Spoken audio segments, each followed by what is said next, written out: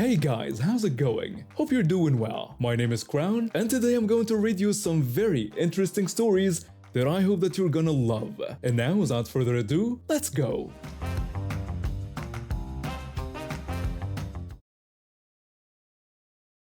About 8 years back, I got a job at this tiny regional airport in California. The place was ancient. I'm talking runways so close together they'd never get approved by today's standards. They only got to keep operating because they were grandfathered in under some old regulations. Most of the people there had been in their positions for 10 to 20 years, maybe longer. It was all late career management types, with just a handful of us younger folks doing support work. The company was small enough that we didn't even have our own human resources department. Everything went through the parent corporation's office down in Florida. I was part of the communications team, and honestly, the job itself wasn't terrible. I'd been there about 9 months when everything went sideways. My husband got hit on his motorcycle early one Saturday morning. Some jerk plowed into him at 70 miles per hour around 5 in the morning and just took off.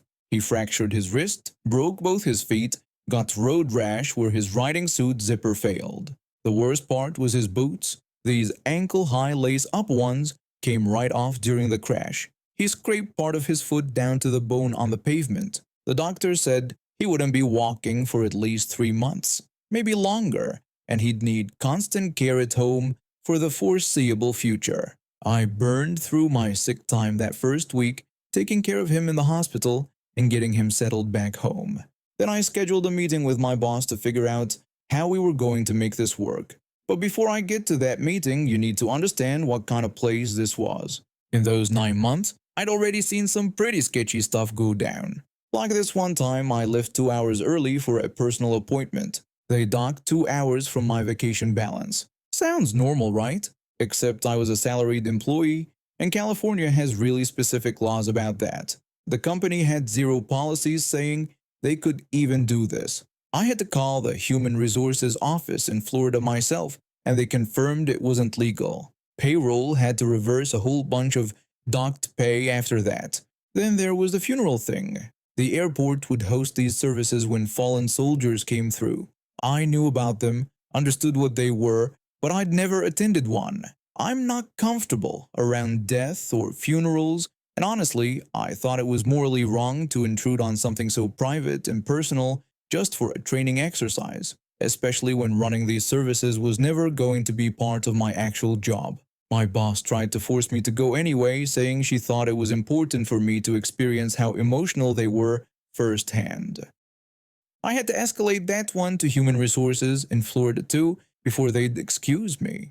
There were probably 4 or 5 other incidents like that, but those were the biggest ones. So I sat down with my boss to talk about options. California has this Family Leave Act that pays you 50% of your salary while you're out taking care of family. That sounds great until you realize my husband and I could barely afford our bills in the Bay Area on both our full salaries. 50% of mine was nothing from him because he couldn't work.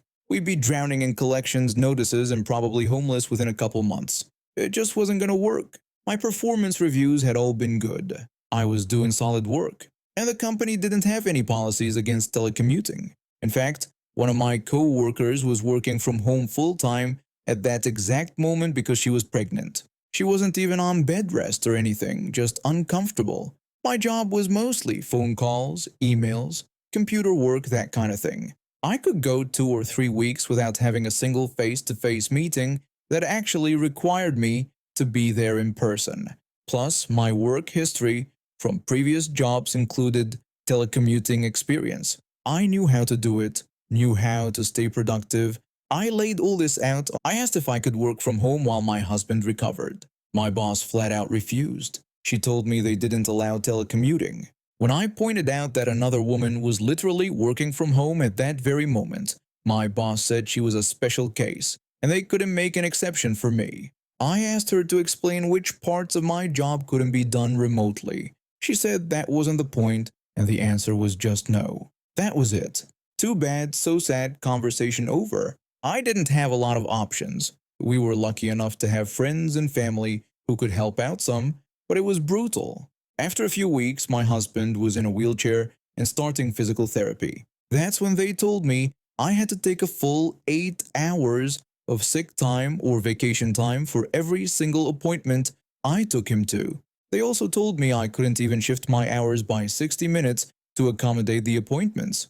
It was torture. I had to leave him home alone while he was on these heavy-duty pain medications. I'd already burned most of my sick time that first week. My vacation time was disappearing fast. I started job hunting like my life depended on it, because honestly, it kind of did. About 4 weeks into this nightmare, my boss came to my desk. She said she'd noticed I didn't seem like my usual happy self and asked if everything was okay. I told her it had been really hard. I explained I was running out of paid time off and sick time, and I was worried about how we were going to pay our bills if I had to start taking unpaid time off to take care of my husband. She actually asked me if it wasn't nice to come in and get away from the stress at home. I just stared at her. I sat there looking at her until she got uncomfortable enough to make some excuse and leave. The next week I got 2 job offers. I made sure both companies put it in writing that I could flex my schedule as needed, that I wouldn't need to burn paid time off for doctor's appointments, and that I could start immediately. That's when I decided to burn it all down on my way out. I wrote up every single questionable thing that had happened during my time there, every potential human resources violation, every possible labor law issue. I pulled dates, dug up emails, summarized phone calls and in-person conversations. Just facts, no opinions, in a 15-page document. I included copies of everything I'd already sent to Human Resources in Florida about previous issues. I had a coworker who knew what was happening help me sneak my personal belongings out to my car in 2 small boxes. Nobody noticed. Then I sent my document along with my resignation letter saying today was my last day to the board. My manager and her manager, the vice president, director, and senior manager of Human Resources, and copied the 5 other department directors. Human Resources called me in less than 15 minutes. The exit interview was something else. My direct manager sat there crying, gesturing at my documentation. She said she was so sorry I felt this way about everything. I told her it was certainly unfortunate how she and leadership had decided to handle my situation. My voice was stone cold when I said it. I kept in touch with some coworkers after I left. This goes back about 10 years when I was in high school in Texas. Like most kids my age, I wanted some spending money that didn't come from my parents, so I started looking for a part-time job. I ended up at this fast food place that was pretty casual about how they ran things. We didn't have set positions or anything like that. Instead, the manager would make a weekly schedule and you'd just show up and find out what you were doing that day. The jobs rotated between packing orders in the back, working the drive-through window, manning the inside register, doing dishes, which we called backwash, or working what we called door. Door was kind of unique to our location because our drive-through speaker was busted and had been for who knows how long. So someone had to literally walk outside and go car to car taking orders. The upside was we got tips sometimes, so it wasn't the worst gig. I'd usually pull in an extra $15 to $20 on a good shift just from tips alone. Quick background on the manager since it matters later. This guy was absolutely useless. He'd spend most of his time in the office messing with his fantasy football lineup instead of managing anything. He also had this gross habit of making comments about the female employees, and yeah, some of us were literally still in high school. I found out years later he got fired for having multiple affairs with employees while he had a wife and kids at home. Real quality human being. When you got hired, the training process was supposed to be 9 shifts total. You'd spend 2 shifts learning each position except for the drive-through window, which only got 1 training shift since it was pretty straightforward once you knew what you were doing. The idea was that after those 9 shifts, you'd be comfortable rotating through any position they put you in. Here's where my problem started. On the day I was scheduled to learn the window, the person assigned to backwash called in sick. Since I was the newest employee, the manager pulled me aside and told me I needed to cover backwash instead. His reasoning was that the more experienced workers should handle the customer-facing positions when we were short-staffed. Made sense at the time, so I just went and did dishes all day. That meant I never got trained on the window position. I didn't think much of it at the time because I figured they'd just reschedule my window training for another day. But they never did. Fast forward a few weeks to a Sunday morning, I walked in for my 10 a.m. to 5 p.m. shift and checked the schedule posted in the back. My name was listed for window duty. I immediately went to find the manager. I told him I was supposed to work at the window but I'd never gotten trained on it. He brushed me off and said everyone gets trained on everything, and I probably just didn't remember it happening. He added that it was easy anyway. I tried to explain that I really hadn't been trained because I'd had to do backwash that day, but he cut me off. He said he had to help get ready for the lunch rush and that I'll be fine. He walked away before I could explain further. At that point, I figured I'd just have to figure it out as I went. How hard could it really be, right? Well, Sunday lunch rush at our location was absolutely insane. We were right near a bunch of churches, so right after services let out around 11:30 a.m. we'd get slammed. I'm talking cars wrapped around the building for hours. And I was about to be handling the window during the busiest shift of the entire week with zero training. When the rush hit, I did my best to muddle through. What I didn't know was that the window position had several specific responsibilities. You were supposed to cash out customers and give them their drinks if they ordered food along with it. The door position only handled the people who ordered just drinks since those cost exactly $1. Then once you finished with the car at the window, you were supposed to go outside and start cashing out the next car in line. This kept things moving fast so that when the food was ready, you could hand out 2 or 3 orders rapid fire. The system actually worked really well when everyone knew what they were doing. But I had no idea about any of this. When I was trained on door, they told me to get people their drinks, so I assumed door always handled drinks. I didn't realize window was supposed to do it for food orders, and I definitely didn't know I was supposed to be cashing out multiple cars. I thought I just handled whoever was currently at the window. So I'm standing there, taking money from one car, handing out their food when it's ready, then moving to the next car. Meanwhile, people keep asking me where their drinks are, and I keep having to run and ask the door person why they aren't giving people their drinks. The door person kept giving me these confused looks, but I didn't understand why at the time. The line is getting longer and longer. I started noticing cars pulling out of line and leaving, which I thought was weird. About 30 minutes into the rush, the drive-through line had wrapped completely around the building. I could literally see the end of the line from where I stood at the window. People were starting to honk their horns. Some were getting out of their cars to see what was causing the holdup. That's when the manager came storming over. He demanded to know what the hell I was doing. I told him I didn't really know, and that I tried to tell him I didn't know how to do the window job. I explained I was taking people's money and handing out the food, and I thought the door person kept forgetting to give people their drinks. He yelled that I was supposed to give people their drinks if they got food. He asked why I wasn't cashing out more than one car at a time, and who had trained me on the window. I reminded him that I tried to tell him no one had, but he hadn't listened. His face went through about 5 different shades of red.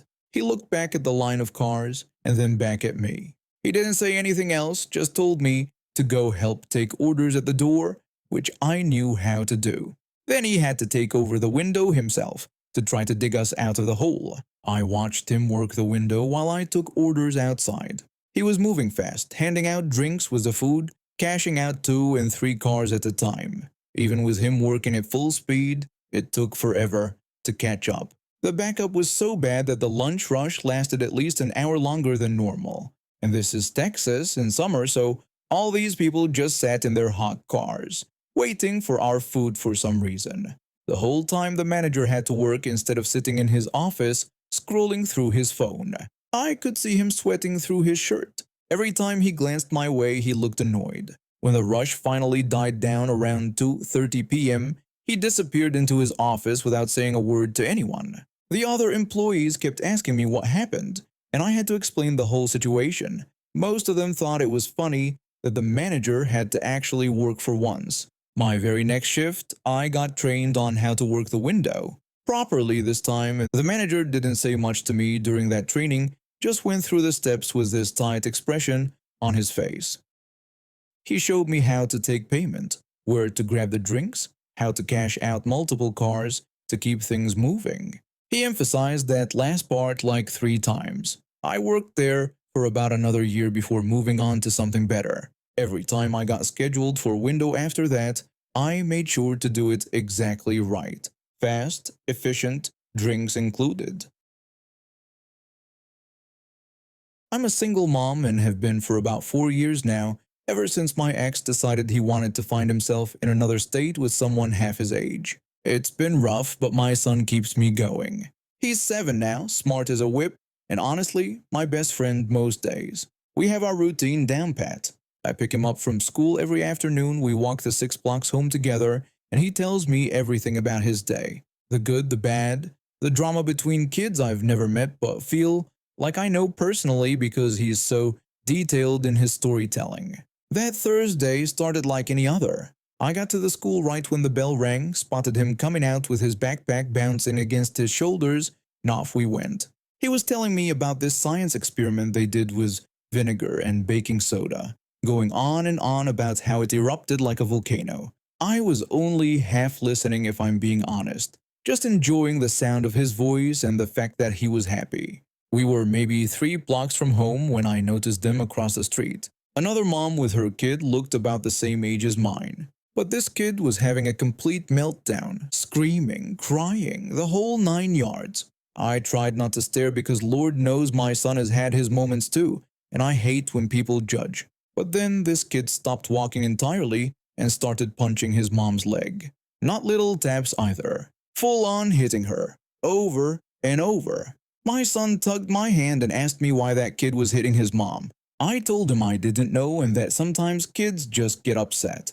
But I kept watching because something felt off. The mom wasn't doing anything about it. She wasn't correcting him, wasn't pulling away, nothing. She just stood there looking annoyed and tired. Then the kid started screaming louder, pointing at her purse. She was shaking her head at first, but he just kept going, and finally she gave in, reached into her purse, pulled something out, and handed it to him. The screaming stopped instantly, like someone flipped a switch. That alone was weird enough, but then I saw what she'd given him and my blood went cold. A taser. A real, actual stun gun. The kid held it up like a trophy, pressing the button so it made that horrible crackling sound. People walking by started stopping, staring, backing away. My son squeezed my hand tighter and asked me what that thing was. I told him to stay right where he was and not to move. I crossed the street before I could talk myself out of it. My heart was pounding, but I couldn't just walk away. I walked up to her and told her she couldn't let him play with that thing. She looked at me like I'd just insulted her entire bloodline and asked me who the hell I was. I told her I was someone who could see that she just handed a child a weapon, that he could hurt himself or someone else, and that this was incredibly dangerous. She told me to mind my own business, that this was her son and she'd give him whatever she wanted. I asked if she was serious, if she really thought she was teaching him self-defense by letting him wave around a stun gun in public. She said yes, that he needed to know how to protect himself because the world was dangerous. I told her to put him in a karate class then, not give him something that could land them both in jail. By now, more people had stopped. A couple with grocery bags, an older man walking his dog, some teenagers.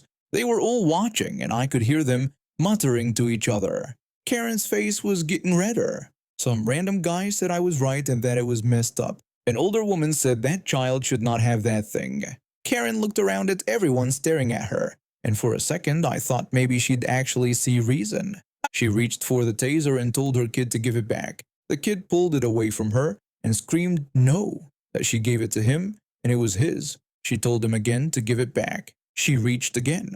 He screamed louder, hugging the taser to his chest. She made a third grab for it, and that's when everything went sideways. He pointed it at her leg and pressed the button. The sound was awful. She went down like someone cut her strings, convulsing on the sidewalk, and everyone jumped back. The kid just stood there holding the taser, looking almost proud of himself. I yelled for someone to call 911. The teenager already had his phone out. My son was crying now, scared by what he'd just seen. I picked him up even though he's getting too big for that, just held him and turned him away from the scene. People were trying to talk to the kid, telling him to put the taser down, but he just kept backing away from everyone, still holding it up. He knew exactly what kind of power he had in his hands. The cops showed up first and the ambulance right behind them. The paramedics loaded Karen onto a stretcher. She was conscious but barely, still twitching a little. One of the cops walked up to the kid slow and careful, talking in that calm voice they use for negotiations. He told the kid that was a really cool toy he had there and asked if he could see it. The kid said it wasn't a toy and that it was his. The cop said he knew that, he just wanted to look at it real quick and promised he'd give it right back. The kid considered this for a second, then held it out. The cop was faster, snatched it away and handed it to his partner before the kid even realized what happened. Then the crying started again, but this time there was no mom to give in to him. They put him in the back of the police car, not in cuffs or anything, but he had to go somewhere, and his mom was on her way to the hospital. I gave my statement to one of the officers, along with about 6 other witnesses. My son wouldn't let go of my neck the entire time. I never found out what happened to them after that. Maybe she got charged with something, maybe she didn't. Maybe child services got involved. I don't know. What I do know is that kid learned a hard lesson that day, and his mom learned that giving into tantrums can bite you in the rear. Literally. My son and I walked the rest of the way home in silence. That night at dinner, he asked me if I would ever give him something dangerous like that. I told him never, and he asked if it was because I loved him. I said yes because I loved him. And that part of loving someone is keeping them safe, even when they don't understand why. He seemed satisfied with that answer. Me? I just kept thinking about how different that afternoon could have gone. How lucky we all were that the only person who got hurt was the one person who'd made the choice to put that weapon in a child's hands. And now we have reached the end of today's stories. Thank you for watching, and see you next time.